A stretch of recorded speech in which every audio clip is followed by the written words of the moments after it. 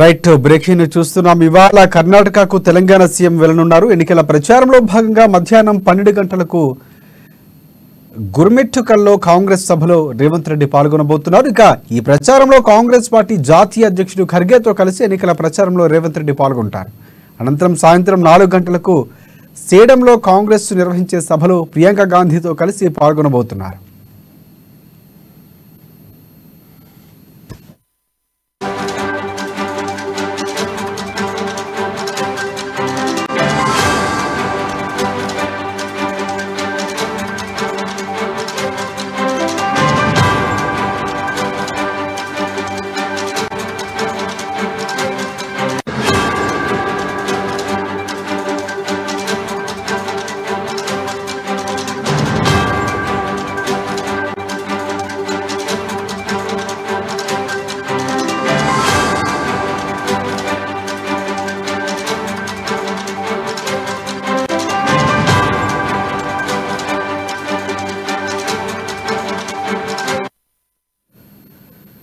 Breaking చూస్తున్నాం. ఇవాళ కర్ణాటకకు తెలంగాణ సీఎం వెళ్లనున్నారు. ఎన్నికల ప్రచారంలో భాగంగా మధ్యాహ్నం 12 గంటలకు గుర్మిట్కల్లో కాంగ్రెస్ సభలో రేవంత్ రెడ్డి పాల్గొనున్నారు. ఇక ఈ ప్రచారంలో కాంగ్రెస్ పార్టీ జాతీయ అధ్యక్షుడు ఖర్గేతో కలిసి ఎన్నికల ప్రచారంలో రేవంత్ రెడ్డి పాల్గొంటారు.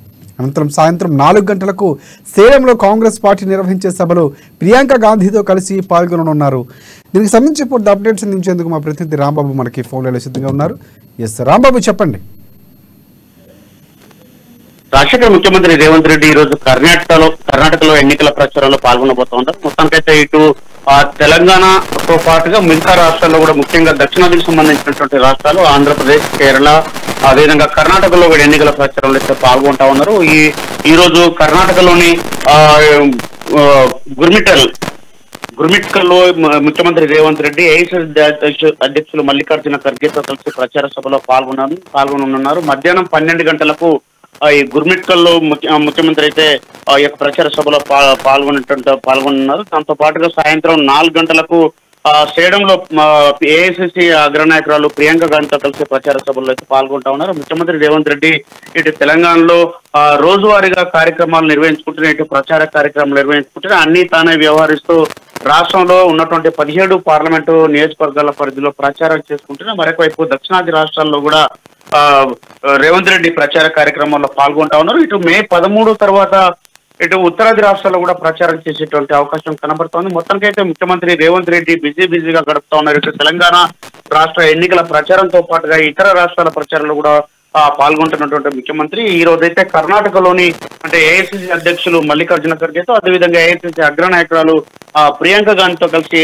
ఈ యొక్క ఎన్నికల ప్రచార సభల్లో అయితే పాల్గొంటున్నారు. రాజశేఖర్, ఎన్ని గంటలకు బయలుదేరిపోతున్నారు? ఇప్పుడు హైదరాబాద్ లో ఉన్నారా? బయలుదేరి ఇలాంటి సమాచారం అందుతున్నటువంటి పరిస్థితి కనిపిస్తుంది. ఎందుకంటే నిన్న సభలో కూడా ఆయన చెప్పారు, పూర్తి స్థాయిలో మల్కాజ్గిరిలో నేను ఉండకపోవచ్చు, అక్కడ బలగం ఉందని చెప్పినటువంటి పరిస్థితి. సో ప్రచారానికి సంబంధించి ఈ రోజు ఎన్ని గంటలు బయలుదేరిపోతున్నారు?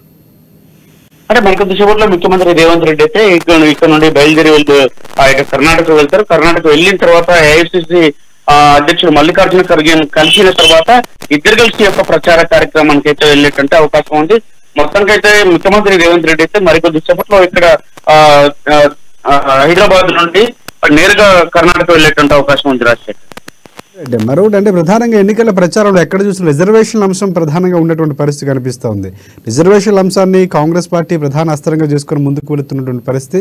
సో ఈ అంశాన్ని లేవనెత్తే అవకాశం కనిపిస్తుంది. అంటే ప్రసంగాలు ఎక్కడ చూసినా బీజేపీ సర్కారుకు సంబంధించి ఎందుకు ఓటు వేయాలి, జై శ్రీరామ్, దేవుడు సంబంధించి కానీ పూర్తి స్థాయిలో కూడా విమర్శలు చేసినటువంటి పరిస్థితి. సో అక్కడ ప్రసంగంలో కూడా మనం ఎక్స్పెక్ట్ చేయొచ్చు అంటారా?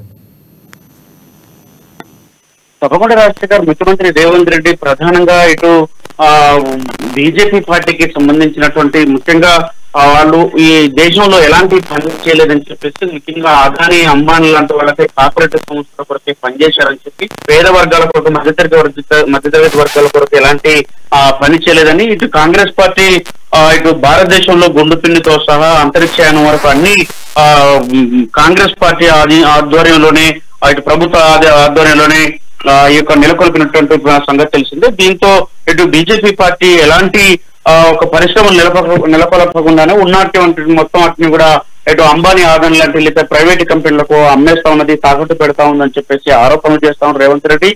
దాంతో పాటుగా ఈ దేశంలో ఇటు సుస్థిరత ఉండాలి, లౌకికవాదం బతకాలని చెప్పేసి రేవంత్ రెడ్డి ప్రచార సభల్లో ప్రధానంగా తన గొంతును వినిపిస్తా ఉన్నారు. ముఖ్యంగా ఇటు బీజేపీ వస్తే అంటే అమిత్ షా ఇప్పటికే చేసినటువంటి ప్రకటనలు చూసుకుంటే కనుక రిజర్వేషన్లకు సంబంధించి ముస్లిం రిజర్వేషన్లు కానీ లేకపోతే వీటన్నిటి ఎత్తేస్తామని చెప్పేటువంటి పరిస్థితి అక్కడ ఈ యొక్క బీజేపీ ఎన్నికల ప్రచారంలో కనబడుతున్న నేపథ్యంలోనే ఇటు ముఖ్యమంత్రి రేవంత్ రెడ్డి కూడా 400 స్థానాలు బీజేపీకి వస్తే భారతదేశంలో రిజర్వేషన్ల ప్రక్రియను తీసేస్తామని చెప్పి బీజేపీ ప్రచారం చేస్తా ఉందని చెప్పి రేవంత్ రెడ్డి ఆరోపిస్తా ఉన్నారు.